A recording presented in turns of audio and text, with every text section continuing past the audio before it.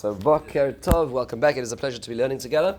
Let's take our time together to spend a little bit of time focusing on, we're in the wide and wire of prayer, and we're focusing on the next step, which is Krias Hatorah. This is not often focused on. When you think about davening, you don't think about Krias Hatorah so much. You think about all the pieces that we say.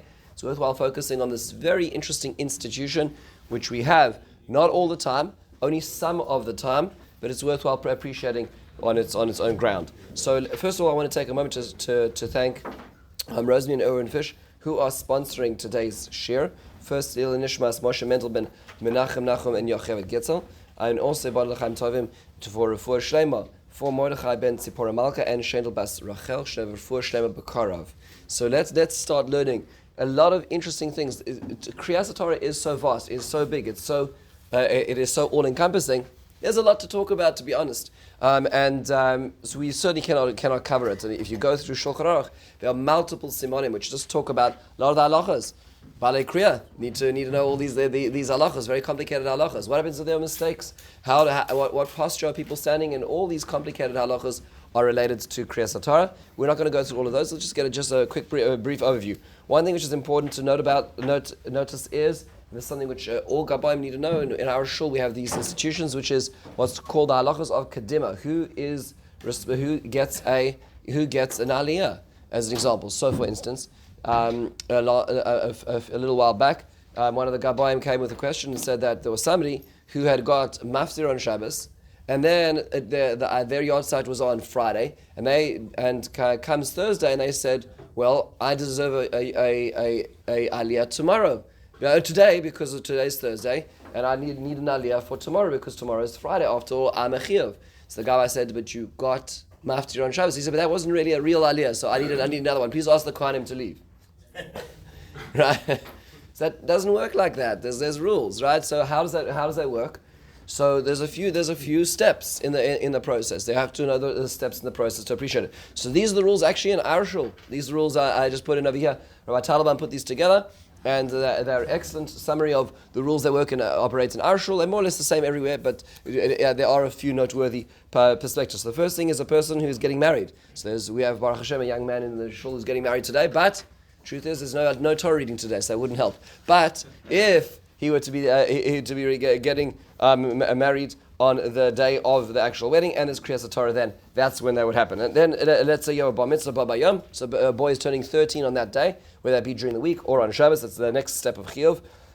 Then you have, let's say, a chasan on the Shabbos the Afrif, even if it is perhaps 7 days before the chuppah, or a bar mitzvah whose 13th day was in the past week.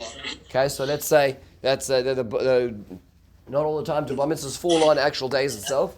The bar mitzvahs actually fall on the previous days in the week. That would be fine.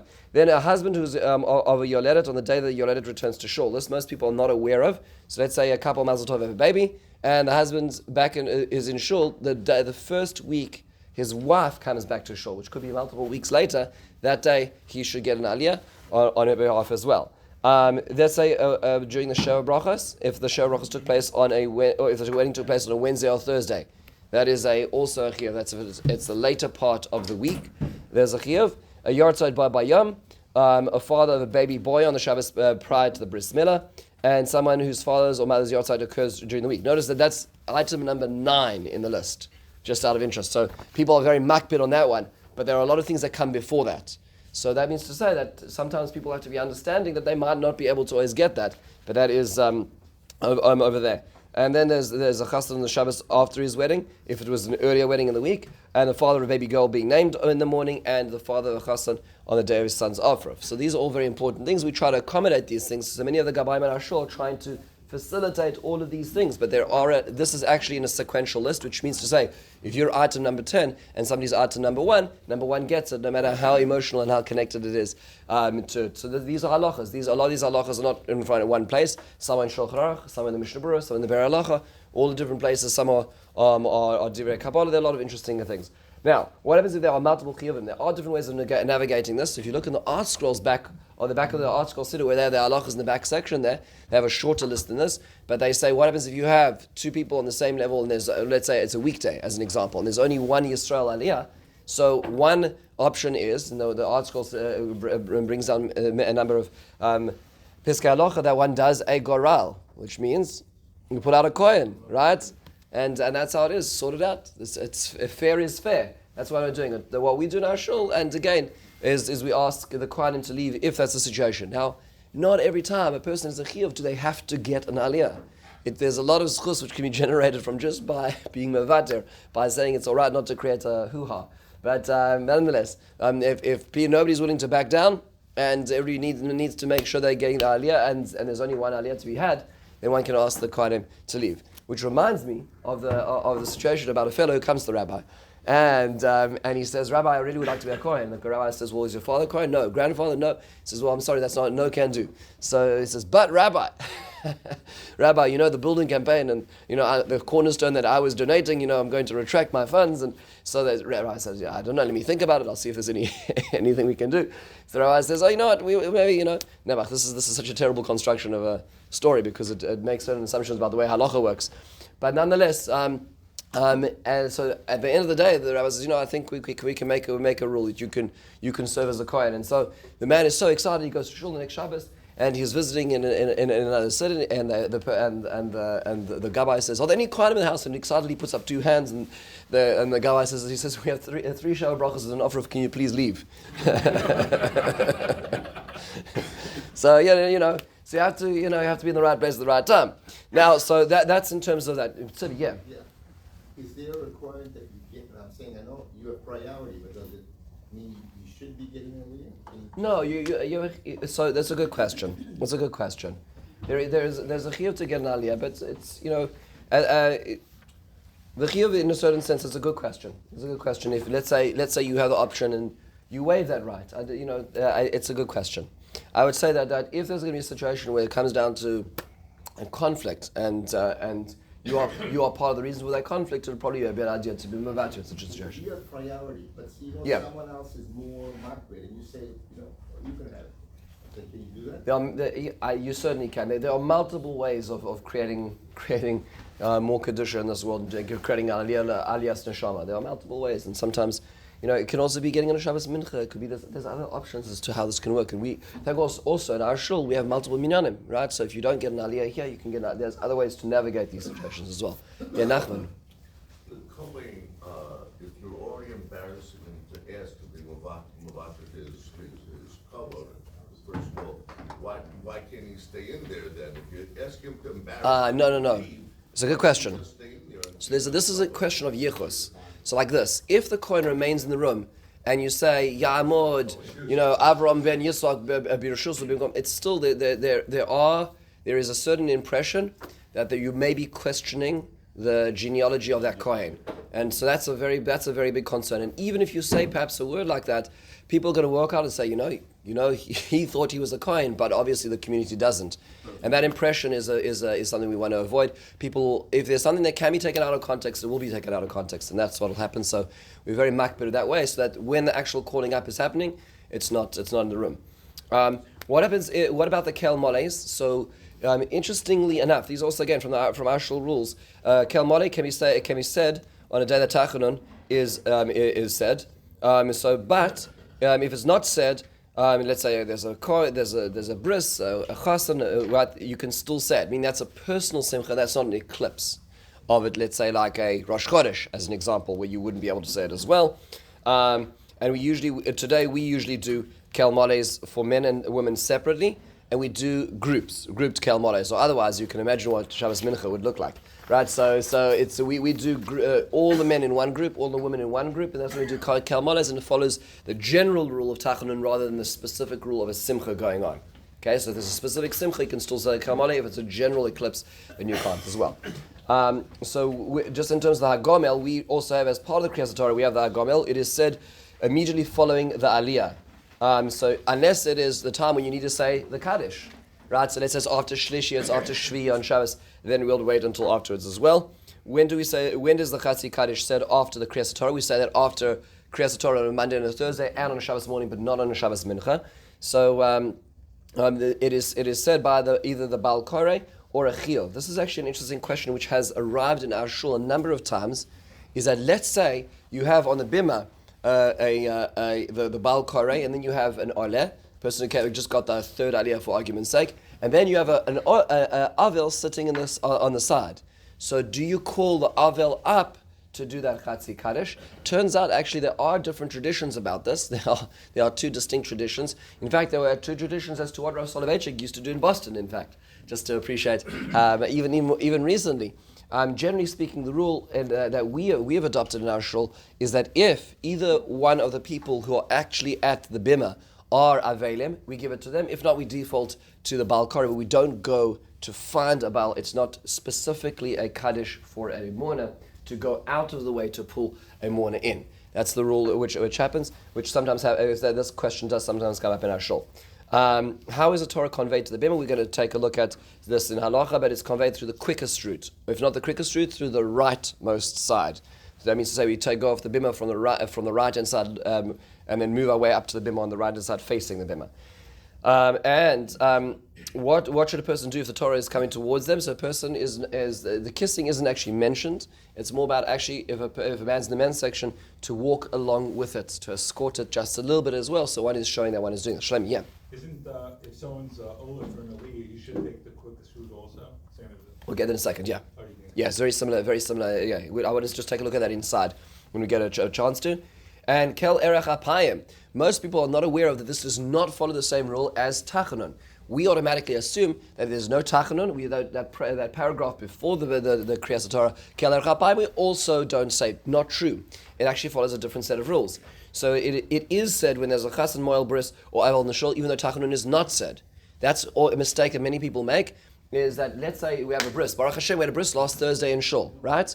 So you don't say tachanun, but you would say kel erech apayim. We'll see why we say it in a second and why it follows different rules.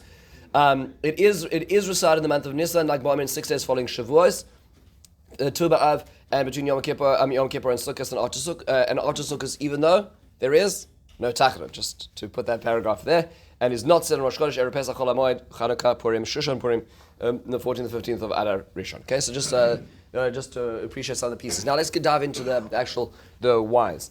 So first of all, is Krias Hatorah operates on its own rules. It does not operate like tefillah. It's not the same words as tefillah. It has its own unique state, place, and model. So just to go back, how far back does this go? Well, we see multiple times in Jewish history where Krias Hatorah, reading the Torah, was a significant piece, a significant part of our history. So as an example, when Moshe Rabbeinu finishes, he receives the Torah at Har Sinai, the end of Parshas Mishpatim. What is the first thing he does? We're told in source 1, Vayikach Sefer HaBris, he takes the book of the covenant, Vayikra ba'oznei ha'am vayomru kol asher diber Hashem na'aseh v'nishma. When did people say na'aseh v'nishma? When he read them the Torah. So you say it wasn't na'aseh v'nishma without any preconceived notions. Yeah, well, they didn't know all the accompanied Torah Shabbat Peh and so on, but they listened to the Torah being read. How much of the Torah did he have then? Is a debate in the Gemara and Gittin. Was the Torah Chasuma Nitna or Megillah Nitna? Was it given in pieces as history unfolded, or was it given in one long section? A matter of debate. But whatever they did, Moshe Rabbeinu did have, he read the Sefer HaBris, the contract, right? So he read the contract to them and they said, Na'aseh v'nishma, we'll take it all. No fine print reading necessary. So that was the first thing. The first public reading of Torah was Moshe Rabbeinu to the nation of Israel. Fast forward a little bit of time, HaKadosh Baruch Hu memorializes that reading by making a mitzvah, which is going to happen. And that mitzvah, albeit, is a little bit infrequent in the sense that it happens only once every 7 years. But in Parashas Nitzavim, the Torah tells us in Perek Lamed Aleph in Devarim, Hakel es ha'am ha'anashim ataf v'gerach Hashem b'sharecha l'man yishmuhu l'man yilmedu v'yaru es Hashem Elokeichem v'shamru la'asos. It's called Divrei Torah Azos. The Torah tells us that you're supposed to read it every 7 years. When is the 7 years to be done? When is this the mitzvah? Sukkos of post Shemitah, which means to say that if God it would be this year. This year Sukkos would be the time of Hakel. It's the year coming out of Shemitah. Just after the Yom Tov, the first day of Sukkos, there would be this great gathering here by the Beis Midrash, and the king would read the Sefer Torah. We see this happening a number of times at crucial moments in Jewish history, where Krias Hatorah, where this public reading of the Torah was done. So, as an example, in the times of Yehoshaphat had to do a lot of fixing up of some of the ills of his predecessors. And so, one of the things that Yehoshaphat does, Yehoshaphat was a remarkable king. Lived at the times of Achav and his son, And although he was criticized for his trying to bridge with the southern kingdom, the northern kingdom, one of the things he did was, so he didn't even search going after the Canaanite gods, not like the northern kingdom. So what did he do? He took a look at Pasuk Zion, skipping to Zion. He sent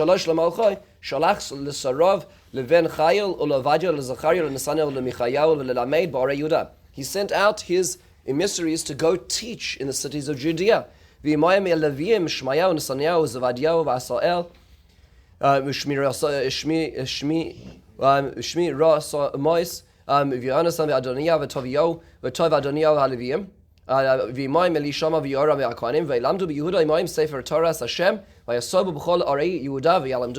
they do? They went out and they taught the Torah itself. So they carried the Torah. They didn't have Gemara. There was no Gemara in those days.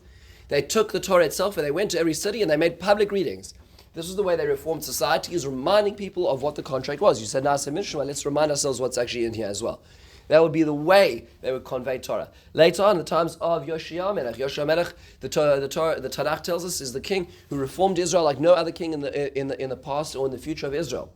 What did he do? What was one of the things he did? He found this Torah that was given at the times of Chilkiel, the Kohen was doing renovations on the Beis Hamikdash, found this old Torah, which tradition tells us was in the times of Moshe Rabbeinu, and what did he do? He gathered it together. Vayishlach HaMelech v'Yasef kol ziknei Yehuda v'Yerushalayim. Vayal HaMelech beis Hashem kol ish Yehuda v'Yosher Yerushalayim v'Kohanim v'Levim kol ha'amigdol ha'gadol ha'katan v'yikra b'His name es kol divrei Torah sefer habris lanim tzla beis Hashem. You read the whole Torah, and then he said, by the way, now you saw what's written in here. Let me tell you a few rules that we're going to make.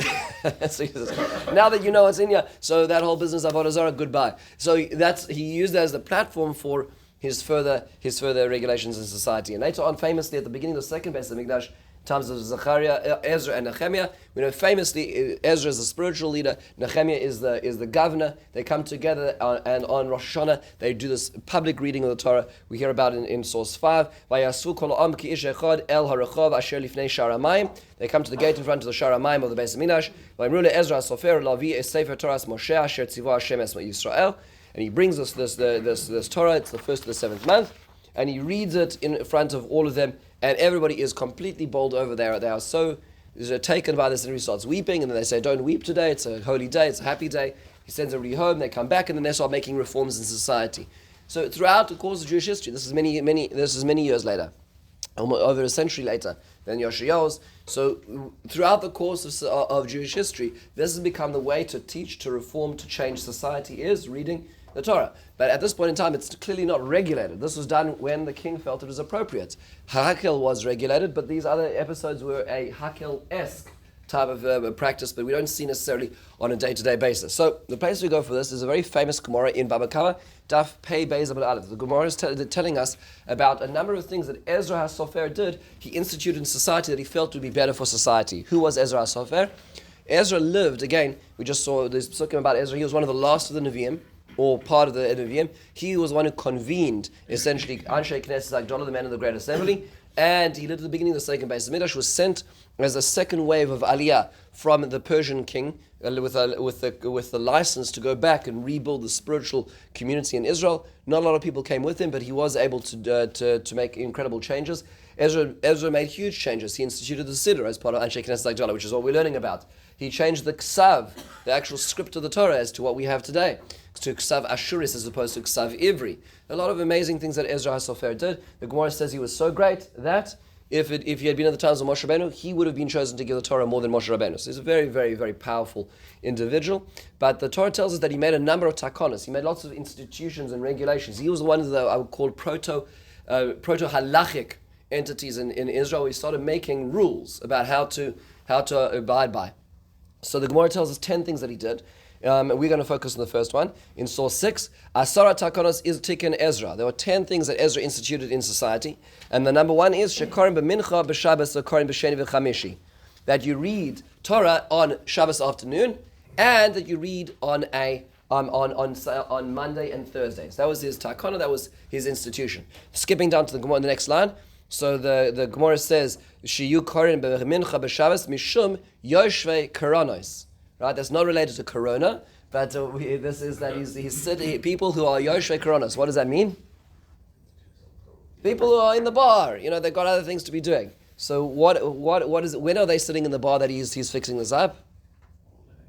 So there's two ways of reading this. You could say maybe is that it could be that it refers to the Rashi says that it's referring to people who are on Monday and Thursday aren't around, right? They're AWOL on Monday and Thursday, so Shabbos is the only time. So Misho Yoshua Kronos, therefore they would do the Krias Hatorah on a Shabbos afternoon. But another way of saying it is maybe on Shabbos afternoon. It was perhaps a longer afternoon than necessary. But perhaps this is one of the reasons I saw that we say at the beginning of on Mincha, Va'ani tefilasi lecha Hashem eis ratzon. Meaning what I need to tefilasi, meaning to say I am not Yoshua Kronos, right? So the reason we put that pasuk in specifically at Mincha is to say that I've decided to make a spiritual space in my life right now and hear the words of the Torah, and not because of other times you're defining yourself by this moment in Tefillah. Yes, Paul. But clearly, reading the Torah on Shabbos morning was already firmly established. Correct. So clearly, reading the Torah on Shabbos morning is there. The question now becomes is what about these? But the Gemara actually questions that further. The Gemara says, wait a second. Ezra was the first one to discover America, so to speak. He was the first one to figure this out. The Gemara says, surely this is already extant. This custom was already there. The Tanya, the Gemara tells us in a Brayz, they went for 3 days in the desert and didn't find water. Where's this? Shmos Tesva. What's happening there? This is right after Krias Yamsuf. They found a place called Mara. Right? V'darshe Rishimos Amru Ein Mayim El Torah Shneimar Hay Kol Tzamei V'Chol Mayim. The pasuk in Shayahu that this refers to not finding not just water but actually Torah itself. Kevon Sholchu Shloshim B'Loi Torah Nilu, because of the 3 days without Torah. This is a time when they became weak. Amdu Navim b'Shevaneim Tiknu Lahem Shikorim b'Shabbos b'Shabbos u'Mafsikin be'Echad b'Shabbos v'Korim b'Sheni u'Mafsikin b'Shlishi v'Revi v'Korim b'Chamishi u'Mafsikin b'Erev Shabbos Kedei Shlo Yalinu Gimel Yamim B'Loi Torah. So the prophets then, that means to say at the times of Moshe Rabbeinu, already said you shouldn't go 3 days without water, with meaning Torah, spiritual nurture, and therefore that's why it's set up in a way with 7 days. In the 7 day cycle, you'll never have 3 days without Torah. So it'll go Shabbos, skip Sunday to Monday, then skip Tuesday, Wednesday, then Thursday, then skip Friday, then Shabbos. You will never have a time where you will ever be without the learning of Torah. Understanding that, of course, reading the Torah is and to be understood as learning of Torah. This is supposed to be a time we're thinking about, processing, absorbing what's being said to us. So therefore, if that's the case, that means to say that minhag came really all the way far back. It came all the way back from the times of Moshe Rabbeinu, when the people were without water for this time. So the Gemara answers at the top of the is Meikara Tiknu Chad Gavra Tzlasa Psuki. At the beginning, it was one person who read 3 psukim. That was the original custom. Inami Tzlasa Gavri Tzlasa Psuki, or perhaps 3 people getting 1 pasuk each. Keneged Kohanim and Leviim Yisraelim. Also, who v'tiken Tzlasa Gavri Asara Psuki Keneged Asara Badlanim. So he said that there should be 10 psukim read at every Krias Torah at the very least, and there should be 3 people getting aliyahs. So Ezra, in a certain sense, formalized that tradition. Before it was a little more vague. And he formalized it into what we have today with some of the rules that we have today. That's what Ezra did. So yes, the custom came from beforehand. Just an interesting observation that Rav Yaakov Kamenetsky has on this Gemara, which I thought is a very fascinating thing, is he says like this. Look, like the Bnei Israel just, first of all, there's this whole drasha about the water, the Torah, it's not the most, we'll call it intuitive drasha, to sort of say, oh, because they're looking for water in the desert, that's why we have Krias Hatorah on Monday and Thursdays. Right? That's not the first thing we'd think of. Number 2 is that you have to ask the question like this. Bnei Israel just walked out of the sea, so they see that God is certainly God. What is under God's control? Water, right? Look what He does with water. He can do anything with water. And then 3 days later, what are people saying? They're saying, what about water? So that's anything else. Complain about the food, the air conditioning, but the water, He's got the water covered. Why are you complaining about water? So Rav Yaakov Kamenetsky says, the Nevi'im Shebenei, the Darshei Rushumos, I understood, what the Nevi'im among them realized is that's the amount of time it takes for a euphoric experience to dissipate. Meaning to say, we can go through amazing things, we can go through these unbelievable epiphanies in life, and it has this unbelievable impact on us, and 3 days later we can wake up and then complain about the temperature. Right? We can forget the impact of that experience. That's what this episode shows. They said, if that's the case, then certainly when we're going to get the Torah, the same thing's going to happen as well. We're going to get the Torah, it's going to be amazing and incredible in these ideas, and we're going to live this idea, moral compass life, and then 3 days later we're going to just start complaining again. So they said, if that's how short it takes for that experience to dissipate, then we need to ensure that the experience continues. And if the gap that we learned from the water experience was 3 days, we need to ensure that it continues. That's what Rav Yaakov Kamenetsky says about this Gemara.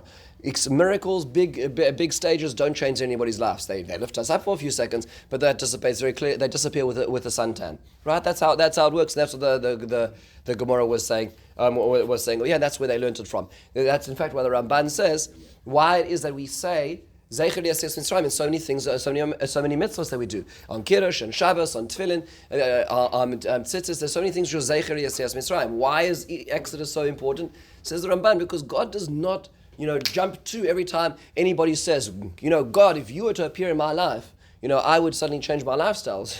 Hashem says, sorry, I don't do tap dancing for you. So I'm going to do it one time in history. I'm going to show you how I'm in charge of the world. I'll pull it all apart. I'll put it all back together for you. And you're going to remember it. Right? So Zeicher Yasiyas Mitzrayim is a way of remembering the times that HaKadosh Baruch Hu stepped out of from behind the veil. So that's also part of it, is that we need to ensure that memory continues. And the part of the memory continuing is the Zeicher Yasiyas Mitzrayim. John, yeah. Apropos of the 3 days, it strikes me also by Avram's bris that the Malachim came on the third day because that was the day of, for him, the greatest suffering.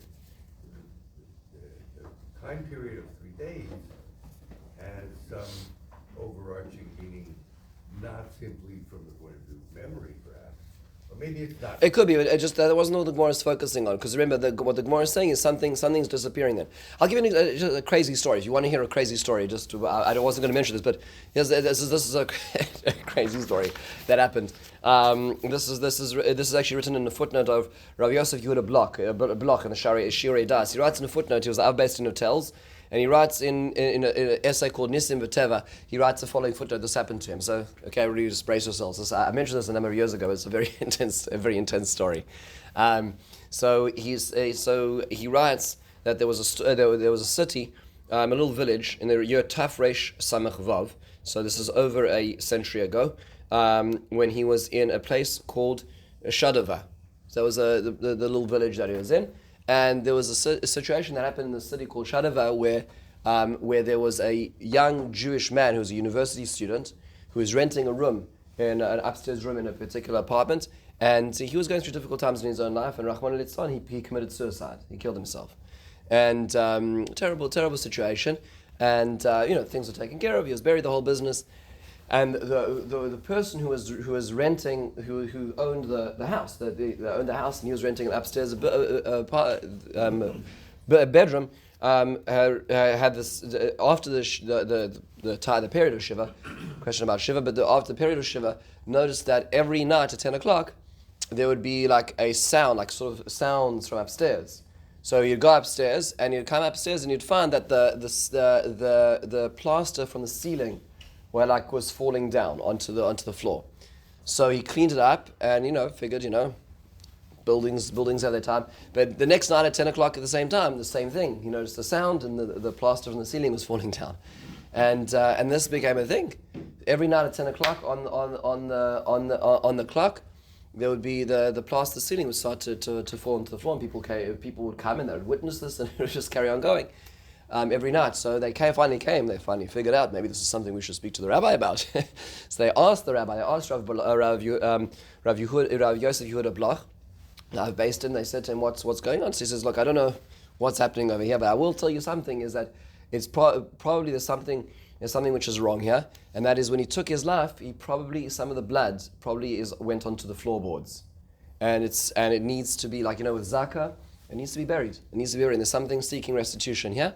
So that he says, I would suggest taking up the floorboards and burying the floorboards with him, and that'd be fine. That's what they did. And they buried the floorboards. They took up the floorboards, replaced the floor, buried it with this unfortunate individual. And the next night at 10 o'clock, there was nothing. And so he says, why am I recording this? Why am I recording this story? He says, because I want to tell you the change it made in town. He says, I want to tell you what happened in Shadova after this. He says, everybody kept on doing what they carried on doing. It remained the same town. Nobody changed their life. Nobody came to davening extra early. Nobody started learning extra. He says, because he says, and this is the beginning of his essay on Nisim V'Teva. He says, because miracles don't change people. That was his point. And he wanted to say this is that you can have anything happening. In the end of the day, it dissipates afterwards, and that's what they were saying. That's why they instituted Krias Hatorah, is because it's understood that the only way that we really change is consistency, not because of big moments. This is clearly a miracle, right? And he witnessed this, but nonetheless, it didn't change people. Let's go a little further into this topic. I will just venture an interesting observation, which is that there is an interesting later Achronish Sefer, which does say that there is a minhag to go to the mikveh on Mondays and Thursdays because of taking the Gemara a little more literally, but nonetheless, that's not necessarily common practice, but it is worthwhile knowing, based on this Gemara, that they took the water literally as well. Nonetheless, okay. Now, here's the interesting thing about this, and this is such an important point to appreciate. And this, if there's anything else that anybody walks out with today, this point is the most, I think, significant piece to think about. This is Rabbi Sachs says the beginning of his introduction to Krias Hatorah in the Koren Sachs Siddur. I think it's such an unbelievably important point to appreciate. And he says the synagogue thus became not only a house of prayer through the Krias Hatorah, but also a house of study. You understand what the shift there? What's the difference? The result is a dynamic tension between speaking and listening. In prayer, we speak to God. Hashem, please. Hashem, thank you. Hashem, you're the greatest. In study, we listen to God speaking to us. His word unchanged and undiminished across the centuries. That is the most critical observation here. Which means that there's a shift in the dialogue when it comes to Krias Hatorah. Now, for some people, there's one continued dialogue with their neighbor, but that's not the way. In terms of the way that davening is working, we're moving our voice upwards, and then Hashem's voice is coming downwards. If you think about the direction of conversation, has shifted, right? That's what's happening in davening now. The assembly convened by Ezra when the Torah was not only read but explained, because remember when Ezra read the Torah, actually they actually translated it into the language of the folks in the street who couldn't understand all the Hebrew. Became the model for educational activities within the synagogue, of which the drasha, sermon, or more precisely exposition, darash to expound, is only one of the many forms. To an unparalleled degree, Judaism is predicated on universal literacy and lifelong learning. Everybody has a chelek in Torah. The Torah is not written on parchment, it is meant to be engraved on the Jewish soul. That is what the Krias Hatorah is supposed to be. It's such a beautiful observation and that's why we're in a shul now, we're learning Torah right now.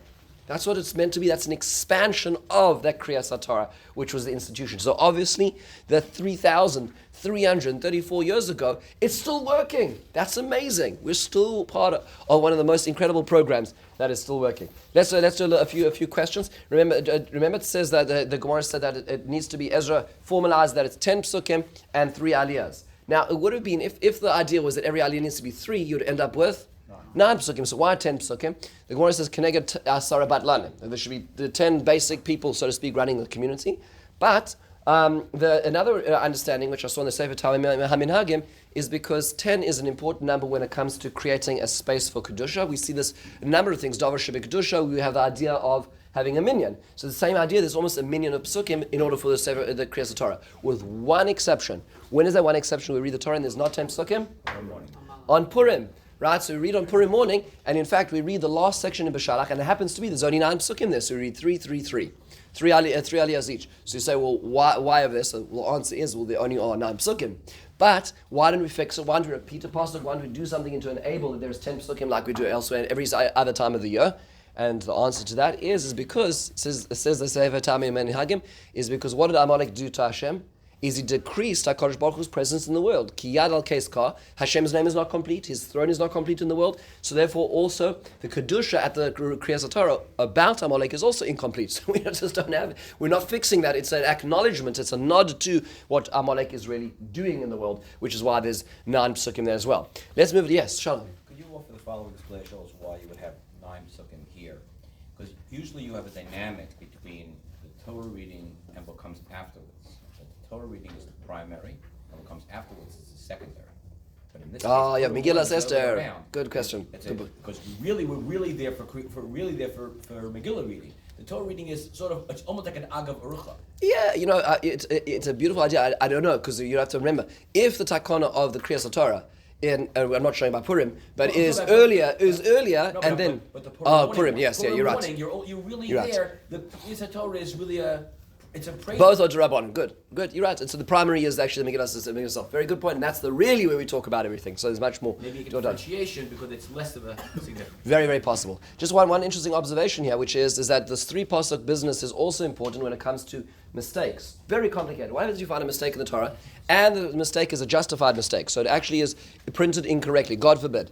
Right? Which is very, very hard to get today. Thank God we have unbelievable mechanisms. We have a beautiful Seferim today, and we have Torah checks. We have computer checks for Torahs. Every Torah that we have is double checked by a computer and double checked by a software. It's very hard to do. But let's say all this Seferim, which are slowly, unfortunately, the ink is slowly, over 100 years, the ink starts to dissipate and so on. Let's say a mistake is found in the Torah, so it's complicated. Do you go back? When you switch Torahs, you say a new bracha. There's a lot of halachas. One of the interesting halachas is worthwhile knowing is about where you start from. So part of the halacha might depend on where the mistake is found.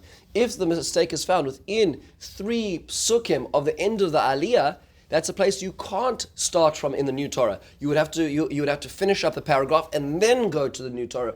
The 3 psukim is a very important we'll call framework when it comes to this. Let's go a little further. The kel erach hapayim. We say kel erach hapayim before, and we saw in halacha, this is summarized beforehand, that it doesn't operate on the same rules of Tachanun, right? It doesn't disappear as frequently as Tachanun does. So on a bris day, we'll be saying Kel Erech Hapayim, but we won't be saying Tachanun. Where does Kel Erech Hapayim come from? It's a very early tefillah, actually. This is a much earlier tefillah. And why is it that we say it? So Rav Hirsch offers a beautiful observation. Here's what he says when it comes to this. And every time we do Kel Erech Hapayim, we should think about this observation.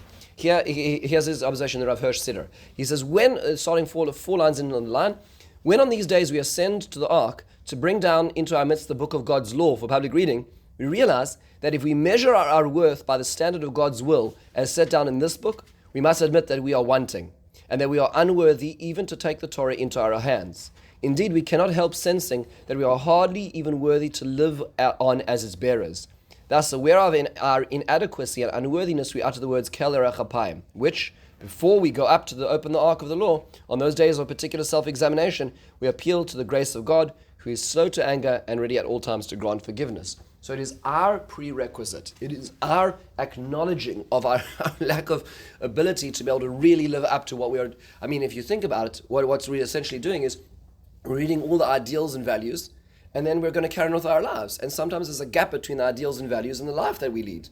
And so that is something which is rather humiliating. So in the first that we say, Kel Erech Hapayim, HaKadosh Baruch Hu is slow of anger. HaKadosh Baruch Hu is understanding of the human condition before we read the law of the Torah. That's a very important perspective, and that's being said every time we say Kel Erech Hapayim before we go into that. That's a beautiful observation, which is why it operates separately. There are 2 nuschos, you'll notice, right? They go back, there's not just Eastern Europe, it goes back even the Avud Raham.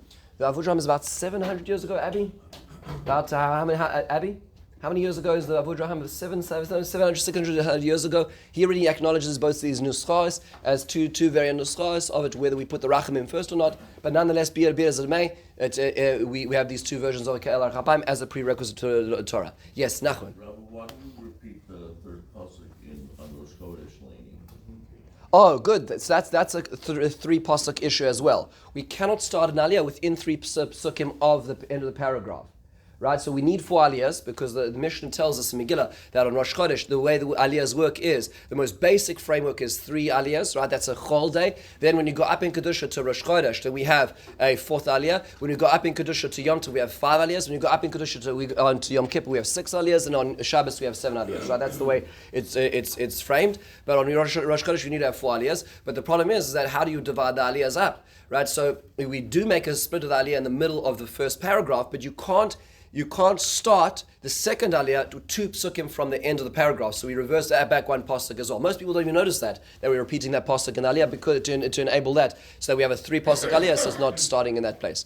That's part of the reason. Now you could suggest other ways. Maybe you could divide the last paragraph, perhaps, but it seems to be that last paragraph is the actual central place where it talks about the karbanos. The first part is the karban, the olas tamid, and the then of Yom HaShabbos. The main paragraph actually about Rosh Chodesh is the last paragraph, which is perhaps where we're less willing to divide up to get those 4 aliyahs. That's why we're doing it over there. That's a good point, because that's an example where we do a repetition to enable this. When we take out the Torah, there are a lot of extra psukim we say, on Shabbos even more, but one thing which is worthwhile noting is that the primary psukim which surround the Sefer Torah coming in and out are Vayi ben Soa Aaron, of course, and then when you put it away, Uvu Nucha Yomar. And the reason why that's significant is because those 2 psukim form their own paragraph in the Torah. We just read in Parshas Ba'aloscha. Those 2 are bracketed off in the Torah, literally talking about how the Aaron would travel, which makes a lot of sense then if you think about it, because what we're doing is as the Aaron travels, in a certain sense the Torah travels out to us, we say Vayi ben Soa. As we put it back, we say Uvu Nucha Yomar. Those 2 psukim frame our learning of the Torah, our public reading of the Torah. Here but it goes further than that. The way that Rav Hirsch frames it in the next paragraph, and we're skipping most of it, I'd say starting about line 10, the first on the line is of there. He says, first the word of God goes about among men, subduing the enemies and haters of the divine and causing them to withdraw. That's futsu oivecha. Oivecha doesn't mean to say those who are only attacking Jews, but those who are attacking the ideas that are found in the Torah.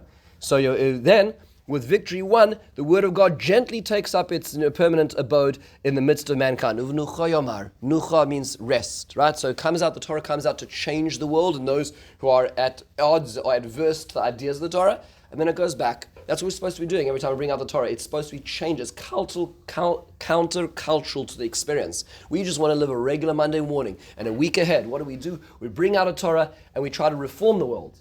And then as the Torah recedes, in rest, it goes back. That's how the Torah reading is framed. We do have an interesting thing, just for hold a second, because I want to get a little ground over here. We do say this paragraph called Brich Shemei. Brich Shemei's source is, where does it come from? The Zohar in Parshas Vayakel. Why do we take a Zohar in Parshas Vayakel before we read the Torah? Because if you read the earlier paragraph in the Zohar, it says that when you open up the Aron, the Sharei Shamayim are open, it's a time of Rachamim, and you should say this prayer. So if the Zohar says you should say this prayer, it's probably a good idea to say the prayer. That's what the Zohar says, which is why, the Zohar itself recommends doing this. We just don't read the instructions, we just read the actual prayer itself. Very beautiful thing, it should be read. In fact, it should be read in English if you don't understand it in Aramaic. In fact, in the Ottoman Empire, in a number of communities, it was read in Spanish, in Ladino, because to understand what it meant. It's worthwhile understanding what's being said over there. There are some people spread around for the 1500s prolifically across the Jewish culture to the extent that most Siddurim today have it. However, it's worthwhile knowing that there are a number of communities that did not say it. One set of communities was concerned about it specifically because it is from the Zohar. The more rationalistic side of Judaism was not so excited about all these Kabbalistic teachings in shul for the proletariat, and so it was not adopted in all communities. Although today it seems that battle has been lost. There are other hesitations for Brich Shmei. One hesitation is the phrase Ana Avda de Kodesh Abrichu. I am the servant of God. Really? You think you're the servant of God? Reminds you of the fellow who comes into shul, comes into Nevardok, and he comes in the back of the shul, and he sees on the Mizrach Vant, there's the Rosh Hashiva, and who's beating his chest, ich bin a Gornish, I'm a nothing, I'm a zero, I'm a Ephes, and there's the Mashkiach who's going at it, and so he thinks, this must be the Menag in time. So he walks over and he starts, clapping his chest, and I'm a nothing, I'm a Afa Va'efer, and the whole business. And one of the Bochum says, look, who came in here 5 minutes ago and was already calling himself a nothing. What do you think? You think God, I'm your servant, really? What have you done recently to show that you're your servant? So how do you think you have the coattails to be able to say that you're a servant? So there have been hesitations in that respect, but nonetheless it's a very beautiful prayer. But it's worthwhile understanding what's actually being said over here. And in honesty, I think that most people have unbelievably fast lips because they say it much faster than I can possibly say it or process it. But you can still carry on saying it afterwards, a little secret as the Torah is going out as well. We're not getting into Lecha Gadol Hashem Itzi, which is actually related to Lecha Hashem Agdullah, because the one is the Chazan calling the community to say Lecha Hashem Agdullah. Lecha Hashem Agdullah is a pasuk in Devar Yamim, but is actually one of the hints to the 7 Spheros. Gdullah, Gvura, Tiferes, Nesh, right? All those that's where Spheros are learned out from in the Psukim. Not for right now, but it is worthwhile also noting a few basic points. Shlomi asked a question earlier on, is that how does one get an aliyah? So this is something which is important, is that when a person is called up to get an aliyah, when a man is called up to get an aliyah, the halacha is that a person should go the quickest route to get to that aliyah. If it is equidistant to get to the bima, then a person should take the right entrance, right? So a person should take the right entrance. Interesting enough, I don't see people doing this. I see that people will go the long route to go around to the right side. So I'm not always 100% sure about this, but the way it is codified in halacha. And then when a person is up there, a person should try to descend the bima using a different access point, a different exit. Why is this? So the Sefer Tamim Hagim says this is a reminder of what is said in Yechezkel about the Beis Hamikdash. But Yechezkel is talking about in Perek Mem to Mem Ches, the last chapters of Yechezkel about the third Beis Hamikdash. They said that when a person would enter in gate A, they would leave in gate B. Why was that? So there's a number of explanations, but one is that a person should not be ragil, a person should not be habituated, a person shouldn't think, this is my house, this is how I do things. No, you're always seeing things from different vantage points, and we do that by shifting the way we access, the enter and leave, which is how we do it on the bima as well, as a reflection of this. So typically speaking, enter on the one side, coming out on the other side as well. That's the way we usually do things facing the bima itself. What about standing during Krias Hatorah? Much more complex topic than just on one foot, but it is worthwhile noting there are different minhagim. So for instance, the Ramami Panu had said that he would say the following. He says that he believes that by a davar shebikdusha, like tekiyos and Rosh Hashanah, what do? We stand. It's important to stand for the tekiyos. He says when we read the Torah, is that any less of a matter of kedusha that a person should stand for? So he believed that it was important to stand for it. The Arizal, interestingly enough, would sit for the Krias Hatorah. He would stand for the brachos and sit for the Krias Hatorah. Why would he do that? So his rationale was, it depends on the type of bima you have. Now, if anybody's visited the Arizal Shul in Tzfat, there's two of them, but if you've visited it, you'll notice something beautiful about the bima, and the bima it's got a beautiful fence around it, right? And so that's why the minhag in many shuls is not just decorative, and it's not just because you don't want a liability, but you have a fence around it which makes it its own reshus, it makes it its own domain, which means that when the Torah therefore is over there, it's almost as if it is in a separate space to you, it's an elevated reshus, which means that you can sit because it is not disrespectful for the Torah. So the Arizal said, to formalize that, I would sit during the Krias Hatorah. It is interesting that's Arizal. There are many others who would stand. There's a little bit of a debate which is had is about the question about the Aseret Adibros. We just had Parshas Yisro, and you know that many people make the clap and stand. There were those who said that one shouldn't really be standing just for Aseret Adibros, because what that does do is give credence to saying that we believe in these 10, and the rest of the stuff is kind of optional at times. So that's not a very good way of doing things, which to me personally, in my own personal avodah, it took me 10 years to get to this point. But after reading that and learning that fact, that's why I try to stand during the Krias Hatorah, because if you're really supposed to be standing, but you can't stand for Aseret Adibros, it's like a little intellectual gap, so in our practice. So I felt that it's important to do that. So bli neder, I still try to stand during the Krias Hatorah because of that, meaning to say not to accentuate one over the other as well. That's in terms of a little bit of background on this. What's the significance of the Hagba and the Glila, of lifting up the Torah? It's worthwhile noting this goes back all the way to the Torah itself. We hear about a pasuk in Devarim in Perek Chav Zayin. The Torah says, if you remember, this is a very interesting thing that happened, is that Bnei Yisrael was split up into two camps, Bar Har Grizim and Har Eval. This is in the area of Shechem. And there were 12 curses and 12 blessings which were recited. And everybody said, yes, amen, to all the curses and all the blessings. It's worthwhile, it's interesting to find a theme between all those 12, all the blessings and the curses that were mentioned. But the last one is cursed or is the person who doesn't establish the Torah. What does it mean to establish the Torah? There are lots of explanations. Says the Ramban on the most basic level. Take a look at this very fascinating Ramban. The Ramban on the pasuk says at the very end, V'amru al derech agada ze achazan she'eno mekim sifrei Torah la'amidam kitikunam shelo yiplu. Says that it's perhaps a God forbid a chazan who doesn't put the Torah down properly, so it would God forbid fall. That's part of the oror. But he says v'li nireh al achazan she'eno mekim sifrei Torah la'tzibur la'roz penei kesivoso lekol mi shemufura lakol. What is this oror / baruch? It is a blessing to lift the Torah in a way that everybody can see the Torah. Everybody has access to the Torah. Everybody should be able to see this. As he quotes the Masechah Sorim, Shemag Biyanosoi Umare Penikanei Kisu Asala Am. He has to turn and hold the Torah to his right and his left so everybody can see the Torah. There's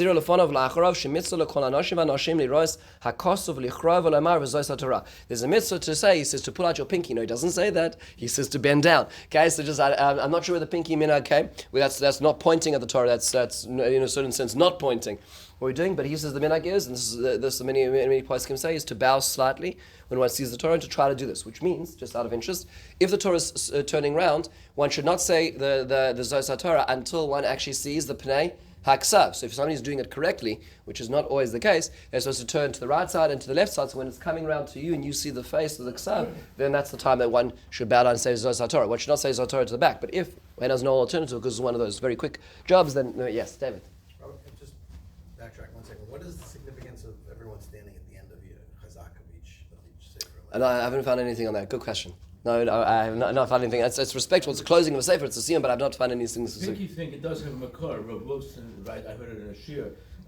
The Shishi Oisius Torah, 600,000 Oisius. Technically, it's 300, but a variation. We all try to maybe connect. Maybe it's my Ois that's there. And I'm trying to connect. Oh, very good. So actually, very good, beautiful idea. So actually, there is an idea to try to find. There is an idea to be able to actually see the letters. And it's not always possible in a very big place to be able to do this. But some people, you'll notice, will come forward to do that, to read, actually see the letters.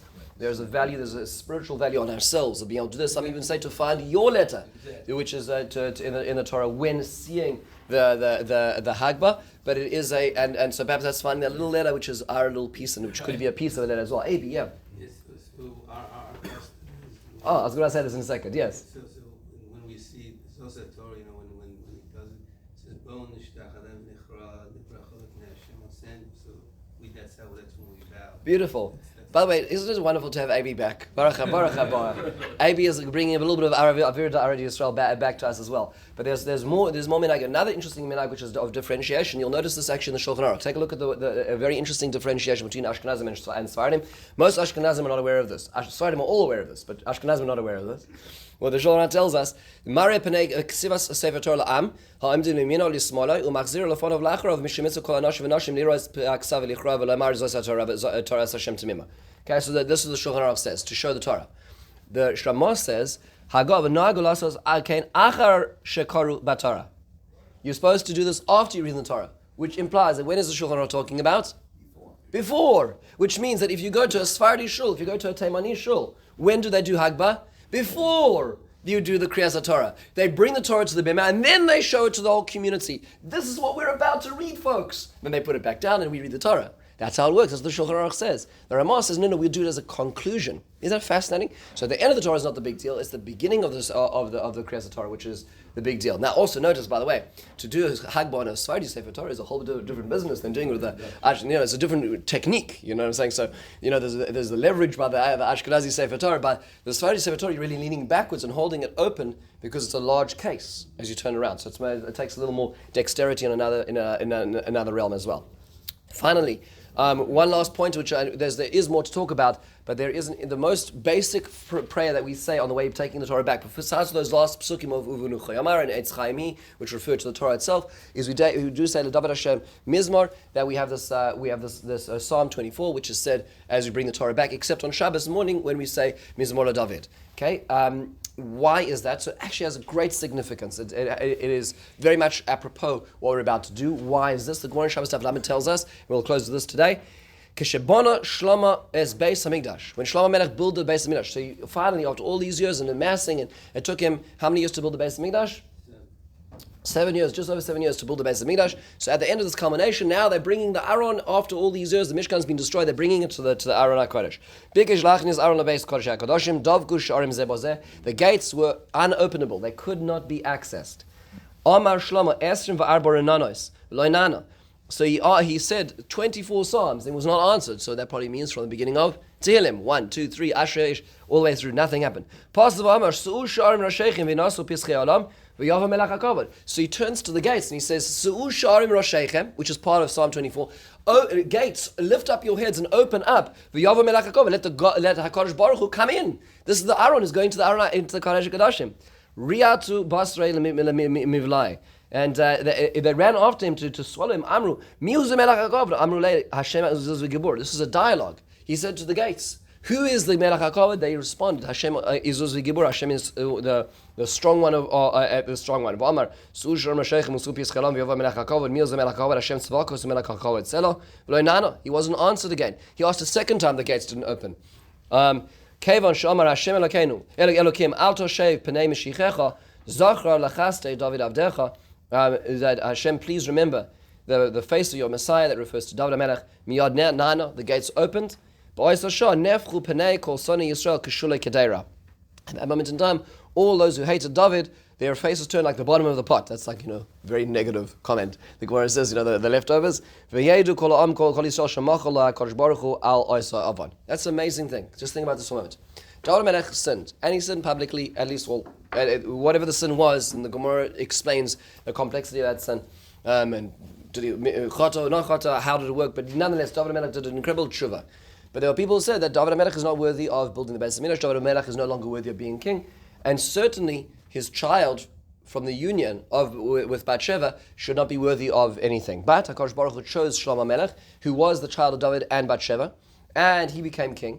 And all this time there was still a group of who are writing op-eds in the local papers saying that David HaMelech is not worthy of kingship, and that David HaMelech has been ousted. And it took all these years, and David HaMelech amassed all the wherewithal to be able to build the Beis HaMikdash. Shlomo HaMelech went and amassed his own wherewithal to build the Beis HaMikdash, and he built the Beis HaMikdash. And now this critical point, that Aaron is not going in, what is everybody saying? I told you so. I told you so. David HaMelech never made it. David HaMelech was wiped out. This is the wrong Mikdash. Let's go somewhere else. And it was at this point in time, what Shlomo HaMelech was essentially pleading for was his own self. He was pleading for his own credence. Am I worthy of existing in a certain sense, was what Shlomo HaMelech was pleading for. When the gates opened, at that point in time, Sonei David, all those who hated David knew that he was forgiven at this point in time, because that's how it came full circle. And that's why, actually, we say, at the beginning of Sukkot Zimra, what do we say? Mizmor Shir, Chanukas Habayis LeDavid. This is the Chanukas Habayis, is the dedication of the house to David. Refers to this moment. What do you mean the Chanukas Habayis to David? David HaMelech never did see the Beis HaMikdash. The most he saw was a pile of lumber, right? He never saw the Beis HaMikdash. So how did he dedicate the Beis HaMikdash? When Shlomo HaMelech brought the Aron in and publicly the gates opened after pleading with them, that was the moment that David HaMelech retroactively was understood to be doing the dedication to the Beis HaMikdash. So what do? We take the Torah back after we read the Torah. We say, Surah Shomra Shechem, and also Pischelim. That's why we bring it back to the Aron in such a way, in the same way commemorating that moment of HaKadosh Baruch Hu choosing the line of Mashiach through David, despite complexity, and the Ark coming back. So many different pieces. We left out a few things, but just a general perspective and overview. What was that? Oh, why do we change the Shabbos? Good question. Good question. I know why we said the Mizmor of the Kolos is a good question on Friday night as well. Rabbi, thank you so much for taking the time.